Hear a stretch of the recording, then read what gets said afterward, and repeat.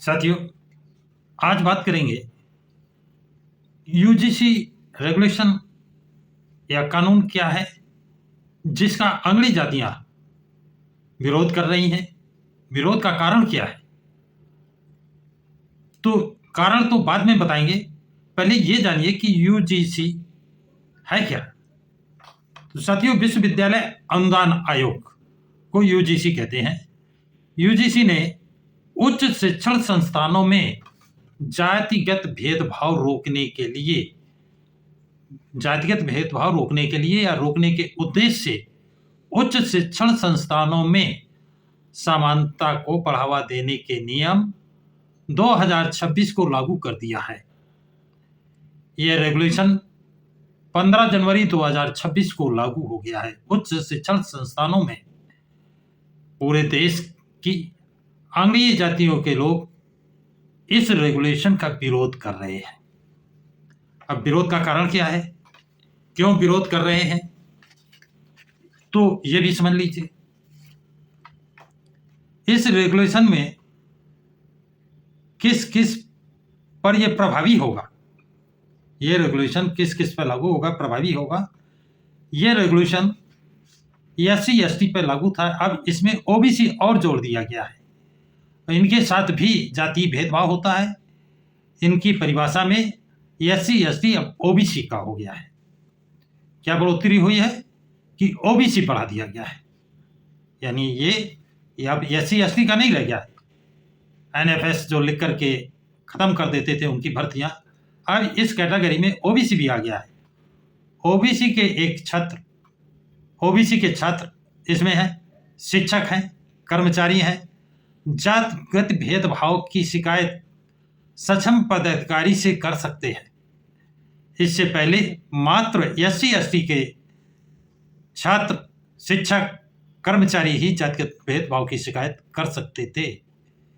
ये शिकायत प्रकोष्ठ इनका था, किनका? एससी एसटी का। रेगुलेशन लागू होने के बाद एससी एसटी की तरह ही ओबीसी की शिकायतें के लिए प्रकोष्ठ होगा और वो भी अपनी शिकायतें दर्ज करा सकेंगे। इस रेगुलेशन द्वारा एससी एसटी की तरह ओबीसी को भी समान व्यवहार किया जाए, समानता का अधिकार दिया जाए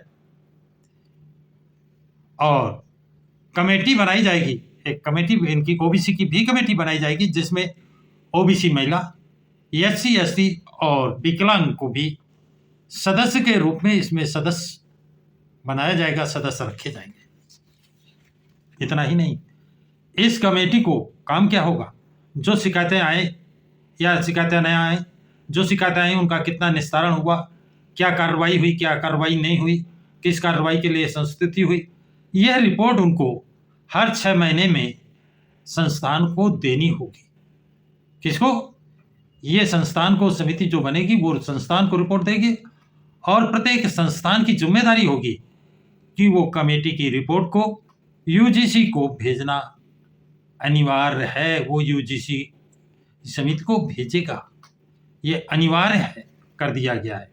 अब प्रश्न उठता है कि इस रेगुलेशन में ऐसा क्या है कि अगली जातियां देश भर में इसका विरोध कर रही हैं। अब इसके पहले एक सवाल और पैदा होता है, अगली जातियां विरोध देश भर में कर रही हैं, क्यों कर रही हैं और ये एक्ट रेगुलेशन क्यों बनाने की जरूरत पड़ी? पहले जो बना था क्या वो प्रभावी नहीं था? क्योंकि आए दिन एससी एसटी के साथ भेदभाव हो रहा है। छात्र ही नहीं, शिक्षक भी, कर्मचारी भी आत्महत्या, पीड़ित होकर आत्महत्या कर रहे हैं और इसमें बढ़ोतरी हो रही है, जिसके कारण ये जो नया बिल बनाया गया है इसमें ओबीसी भी पीड़ित है, उसको भी जोड़ा गया है। तो साथियों, अगली जातियों का तर्क है कि इनका दुरुपयोग, इनके साथ भी दुरुपयोग किया जाता है, इनके साथ भी जाति भेदभाव किया जाता है और इनके साथ इन शिकायतों के आधार मान करके इनको भी इसमें शामिल किया गया है। इसके अलावा अगली जातियों के छात्रों को प्रताड़ित ना किया जाए, इसलिए ये इसका विरोध कर रहे हैं। कौन? अगली जातियां। क्या अगली जातियों ने इस रेगुलेशन का विरोध करने के लिए कोई समिति गठित की है? जी हाँ, अंगड़ी जातियों ने इसका विरोध करने के लिए S4 समिति गठित की है, जिसमें जयपुर की करणी सेना आपने पहले से नाम सुना होगा। करणी सेना है, ब्राह्मण महासभा है, कायस्थ महासभा है और वैश्य महासभा है। यानी 4 करणी सेना, ब्राह्मण महासभा, कायस्थ महासभा, वैश्य महासभा ने मिल करके सवर्ण समाज समन्वय समिति S4 का गठन किया है। यह सब इसलिए किया है कि यह संगठन बड़ा हो और ये जो 15% लोग हैं करणी सेना के हों, ब्राह्मण महासभा, कायस्थ महासभा, वैश्य महासभा, इनकी जनगणना के अनुसार आबादी 15%। ये 85 को दाबना चाहते हैं। अब इन्हीं की देखा दुनी यदि SC ST OBC ने अपनी सेना बना ले, अपनी समिति बना ले, अपना संगठन बना ले, तो ईंट का जवाब पत्थर से दिया जा सकता है। लेकिन जिस तरह इन अंगली जातियों ने विरोध शुरू किया है और अपनी S4 एक समिति बना ली है, गठित कर लिया है, जिसके माध्यम से देश भर में विरोध करेंगे, तो क्या SC ST OBC के लोग एक मंच पर आकर के अपनी समिति का गठन नहीं कर सकते हैं? वहीं सोशल मीडिया पर अंगली जातियों के तमाम इन्फ्लुएंसर, यूट्यूबर्स, पेपर में इनका विरोध प्रदर्शन जारी है, चल रहा है, विरोध हो रहा है। एक स्वामी जी हैं, उन्होंने क्या कहा है? स्वामी जी का देखिए, स्वामी आनंद स्वरूप, उनके विचार सुनिए। उन्होंने एक पोस्ट लिखा है। उस पोस्ट में उन्होंने क्या लिखा है? आज यदि सभी अंगड़ी समाज यानी सवर्ण समाज के लोग एकजुट नहीं हुए तो पतन निश्चित होगा, और यदि एक हो गए तो घनानंद का विनाश हो जाएगा। घनानंद ये किसके लिए कह रहे हैं? SC ST OBC और इस रेगुलेशन के लिए। ये स्वामी आनंद स्वरूप के विचार हैं। उन्होंने एक लेख में लिखा है। उन्होंने ये नहीं सोचा इसका प्रत्युत्तर क्या हो सकता है। क्रांति के बाद प्रतिक्रांति होती है। तुमने जो ये सलाह दी है, तुम्हारी इस सलाह का असर क्या SC ST OBC पर नहीं पड़ेगा? और वो भी अगर अपनी समिति गठित कर ली तो आप जो विश्वविद्यालयों में प्रोफेसरों की, असिस्टेंट प्रोफेसरों की जगह खाली पड़े हैं, NFS लिख रहे हैं, इस पर अंकुश लग जाएगा। लेकिन यह है कि ये अंगड़ी जातियां जागरूक जातियां हैं, विरोध करती हैं, प्रदर्शन करती हैं और अपना हक जमाती हैं और उनकी बात मान ली जाती है। जबकि ये सोई हुई जातियां हैं, SC ST OBC, ये कुंभकर्णी नींद सो रहे हैं। इनका संगठन मजबूत नहीं है, इनका विवेक कभी जागा नहीं है।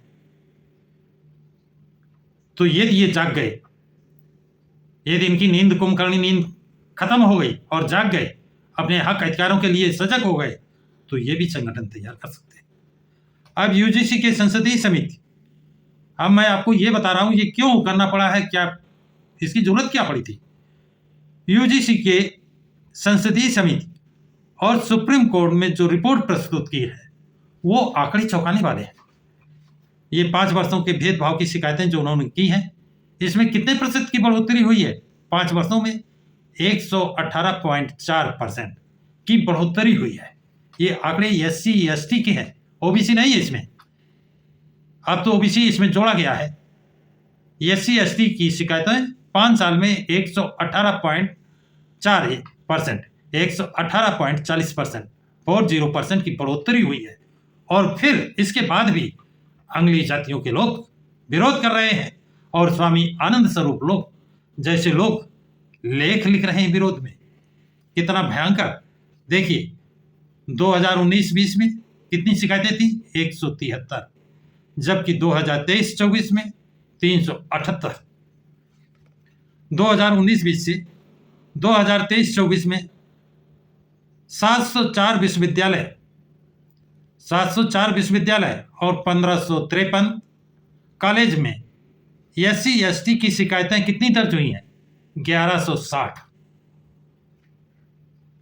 अरे भाई विरोध करने वालों, ये भी तो देखो, इसमें घटना चाहिए, कम होना चाहिए, ये तो बढ़ रही है। प्रकोष्ठ में तैनात अधिकारियों को कोई निर्णय लेने का अधिकार नहीं है। प्रकोष्ठ तो बना दिया गया है, लेकिन अधिकार विहीन है। वो सिर्फ रिपोर्ट दे सकता है, उस पर निर्णय कोई और लेगा। इसी तरह दिल्ली यूनिवर्सिटी में देखें, 200 से अधिक पद दिल्ली यूनिवर्सिटी का, अकेले दिल्ली यूनिवर्सिटी में 200 से अधिक पद SC/ST OBC के NFS करके खाली कर दिए गए हैं, भर्ती नहीं की गई है। सुयोग्य अभ्यर्थियों को भी NFS लिख दिया गया है, क्योंकि साक्षात्कार लेने वाले द्रोणाचार्य बैठे हुए हैं। रिटर्न में टॉपर हैं, इंटरव्यू में फेल है। वाह। अब 2022 शिक्षा विभाग ने जो राज्यसभा में एक रिपोर्ट अपनी पेश की है, केंद्रीय विश्वविद्यालयों का वो आंकड़े देते हैं। जो केंद्रीय विश्वविद्यालय के रिपोर्ट शिक्षा विभाग ने राज्यसभा के एक प्रश्न उत्तर में जो दिया है, वो चौंकाने वाला है साथियों। केंद्रीय विश्वविद्यालयों में 880 प्रोफेसर की पद खाली है,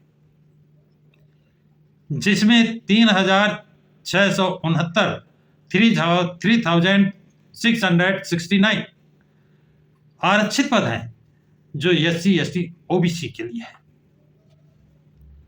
साक्षात्कार में बैठे प्रोफेसर NFS लिख रहे हैं, जबकि रिटर्न में वो टॉपर हैं, टॉप है, उनसे कम मार्क्स वाले अंगली जातियों के लोगों की भर्ती की जा रही है। कुलपति और प्रचारक के पदों में आरक्षण लागू नहीं किया गया है। क्या SC/ST OBC के लोग इसके लिए आंदोलन नहीं कर सकते हैं? इसके लिए संघर्ष नहीं कर सकते हैं? इसकी मांग नहीं उठा सकते हैं? जिस तरह सवर्ण अंगली जात के लोग अपना आंदोलन कर रहे हैं, S4 समिति का गठन कर लिया है, तो SC/ST OBC के लोग भी तो इस तर्ज पर अपनी समिति, संगठन दर्ज कर सकते हैं, बना सकते हैं। क्या इन पर कोई प्रतिबंध है? रेगुलेशन लागू होने से ये भेदभाव नहीं कर पाएंगे, इसलिए घबराए हुए हैं।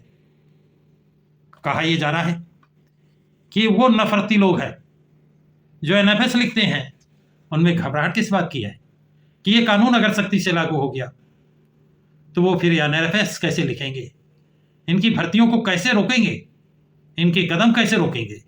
इसलिए घबरा रहे हैं, इसलिए S4 का गठन किया है और विरोध प्रदर्शन कर रहे हैं।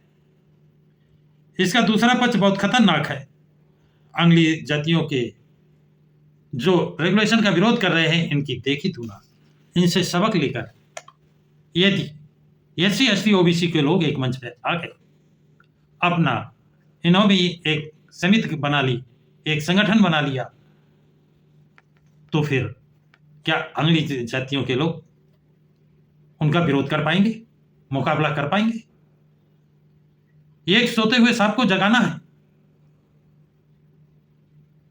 मेरा तो यही मानना है कि अंगली जातियों ने जो इस कानून का, रेगुलेशन का विरोध किया है, ये उन्होंने अच्छा किया है, जिससे कम से कम ये सोई हुई जातियां जाग जाए। अभी तो SC/ST था, दबा लेते थे, लेकिन अब उनके साथ OBC जुड़ गया है।